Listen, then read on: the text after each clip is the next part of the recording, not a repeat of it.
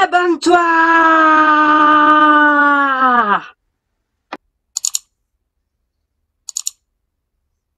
Salut les Poképotes, j'espère que vous allez bien.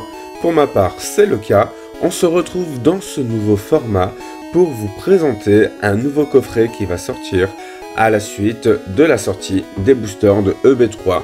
Car comme vous le savez, à chaque fois que les boosters sortent, en tout cas à chaque fois qu'une série sort, eh bien il y a forcément des coffrets qui sortent à l'effigie de cette série. Et donc là pour le coup, comme vous avez pu le voir, comme vous l'avez vu arriver sur votre écran, eh bien c'est un coffret Palartichaut de Galar qui va sortir, donc certainement courant août ou début septembre. Pour ma part, moi je vous dis déjà, je pense que je vais l'acheter certainement en 1 ou 2 exemplaires. En tout cas, si je l'ai qu'en un seul exemplaire, je ne l'ouvrirai pas. On va s'attarder un peu sur la carte. Donc, comme vous l'avez vu, c'est Palartichaut de Galar avec le type combat, ce qui est tout à fait normal, et 210 PV. Alors, le problème, c'est que là, pour le coup, on peut pas trop analyser la carte. On va que pouvoir faire des suppositions. D'ailleurs, je vous invite à en faire vous également dans les commentaires. Comme ça, ça permettra de voir à peu près quels sont les avis. Pour ma part, je vais vous dire en tout cas ce que je peux voir sur la carte. Et donc, en gros, en traduction, on a la capacité lance résolue, ce qui est tout à fait normal, étant donné que Palartichaut de Galar a une lance. Cette capacité, elle fait que une fois pendant votre tour, lorsque ce Pokémon se déplace de votre banc vers le point actif, vous pouvez y déplacer n'importe quelle quantité d'énergie combat de votre autre Pokémon. Donc je pense que s'ils disent de votre autre Pokémon, ça doit être du Pokémon actif par lequel vous le remplacez en fait. Et on a l'attaque Meteor Smash qui coûte 2 énergies combat et 1 énergie blanche.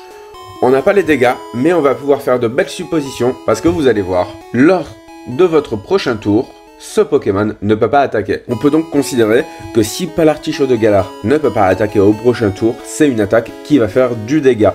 Ça c'est sûr et certain. On peut donc se dire que c'est une attaque qui va forcément taper dans les alentours de 200-220 PV. Ça c'est une certitude.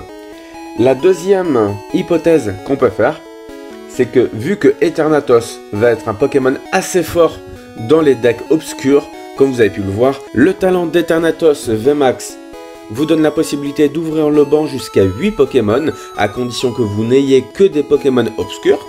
Et quand vous voyez l'attaque d'Eternatus, ce qui s'appelle l'effroi final, et pour uniquement 2 énergies, mais attendez, uniquement 2 énergies dont une obscure, cette attaque inflige 30 dégâts pour chacun de vos Pokémon obscurs en jeu. Si vous avez 9 Pokémon en jeu, ça vous fait 270 dégâts pour uniquement 2 énergies. C'est une dinguerie comme attaque. Et donc forcément, il va y avoir certainement beaucoup de decks avec Eternatus. Et la seule faiblesse d'Eternatus, c'est le type combat. Palartichaut de Galar est un type combat. Si Palartichaut de Galar inflige ne serait-ce que 170 PV de dégâts, ce qui peut être plutôt assez bien, mais après on a déjà vu des cartes qui ont des attaques un peu moins fortes que 170 PV et qui ne peuvent pas attaquer au prochain tour et qui ont que cette attaque là. Alors admettons que Palartichaut de Galar inflige 170 dégâts avec l'attaque Meteor Smash, ça induirait que sur Eternatus VMAX qui a la faiblesse combat, ça induirait que Eternatus VMAX subirait 340 dégâts et donc serait KO.